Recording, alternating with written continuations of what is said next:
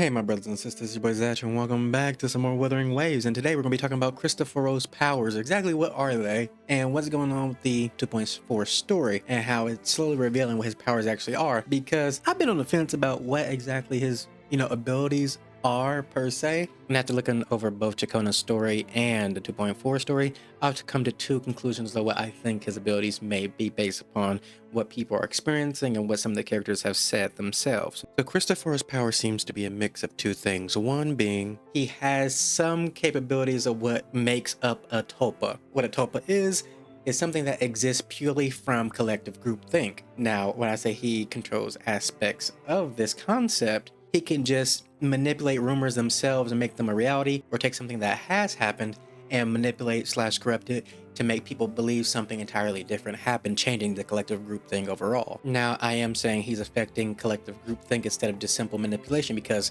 the range at which he is doing it is honestly kind of terrifying, that he has the entirety of Septimount under his thumb to some capacity. But then also, in Chacona's story quest, we could see him use what people thought the Golden Atrium could do, the rumor of it being a music that can make echoes rampage and go wild and stuff. At the very beginning, he brought it into existence in our current area, giving them that green tinge, which we do see in other places, but giving them that green tinge to then, they rampage a little bit and stuff like that. You could argue it could just be the music itself that does that. We don't know. And then at the same time, we also can see that later down the line in the story, when Chacona is actually placed in the past, reliving the story, Chacona herself really isn't affected by it. Maybe that is because she knows what actually happened. She knows the actual order of events, which, gives her a little bit of resistance to his manipulation abilities. But that's also what I'm saying. He has key aspects of it, and it might be a mixture of the other thing I'm thinking, which is he can overlap or overwrite current events with past events, pretty much just folding them on top of each other. And we can kind of see this with what is going on with Lupa, Cartothea, and Rover. That being, we know three different things are happening all at once. Cartothea is in her own reality currently, going through her own line of events. Us, Rover, we're going through our own line of events with the current Lupa that's with us. And then lastly, it seems as though there is one more branching path with Lupa going through her own thing. And I'm more so pulling Lupa into this of her going through her own path using the book that we got from Belova, which shows the source material, but then it shows the fiction material, which is also me saying he's taking what has happened, overlapping it with what is happening, but then he's able to overwrite some key parts, but he can't entirely change what's going to happen. That's also why Belova said the story follows a template, and even its creator cannot escape its confines. Even before that, she says, even the wildest imaginations draw from what already exists. She's pretty much talking about what Cristoforo can and can't do. So while he can influence some things, he can't just entirely write something that didn't happen at all and then bring it into reality. He must first grab something that has already tangibly happened, that already currently exists in people's minds, and then he can probably then twist and mold it ever so slightly to insert people into the roles he needs them to fulfill for the new play that he is making based upon past events. And here's where things get a little bit tricky for me, because I firmly believe that currently the Lupa we have with us is, but isn't Lupa at the same time. As weird as that sounds. Because I feel, honestly, that Lupa is also going through her own little Cristoforo story. And by that, what I mean is, the Lupa we are with is probably Lupa from the past, who has originally already gone through all these events already, but now Cristoforo has placed us in her life in these past moments to see how this new story will unfold if we were there with her when she was going through what Maya had gone through.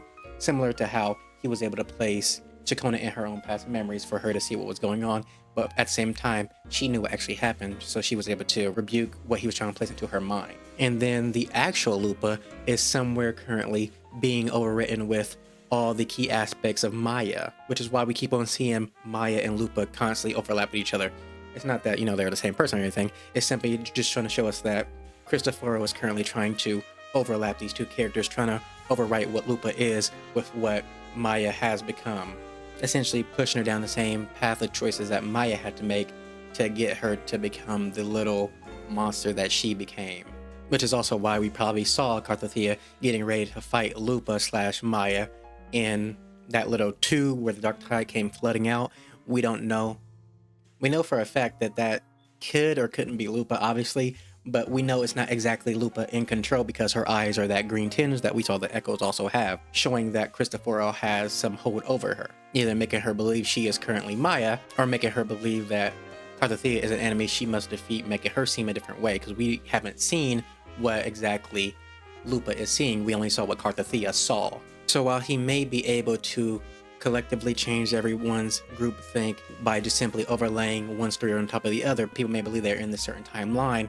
But if Cristoforo wants to more intrinsically tweak the story or have people do something that truly is out of character, he must get in there and actually start to properly brainwash them to then, turn their eyes green, essentially imposing his will onto them, making them go full-blown out of character and doing exactly what he wants them to do, because now he has essentially full control over them. And then the only real issue with this ability seems to be that if someone arises who has a better understanding or intimate relationship with the story than Cristoforo, then they are essentially more or less immune to what he is trying to impose on them, similar to how Chikona was able to push back what he had said the order of events were compared to what she knew they were. And lastly, it also just seems like anyone who has any abilities related to insight or whatever the thing that Rover is doing with the whole presence feeling with when it comes to Carthothea, like just feeling the presence of Carthothea, since they both have parts of Imprimatur's power, whatever that is. So I don't even know how to explain what Rover's abilities are in its entirety. So I'm not even going to test that back and forth. But Buling, she has insight abilities, so there's that, and she was able to, further tell Rover that things aren't as they seem, and things are adding up. Look at this mirror; it's reflecting like this is what we see is going on, but this is what actually is going on. So there's more of that. This is more of a impromptu video that I never planned on actually making. It's just a thought that came to mind, and then I just made a video about it, really quick and simple. So that's why it's more so all over the place and not completely put together. But it happens sometimes. Just a little fun thing I thought I'd do. Anyways, I hope you enjoyed the video. Like, comment, subscribe, that good stuff. I will see you on the next one. I love you guys, and bye-bye.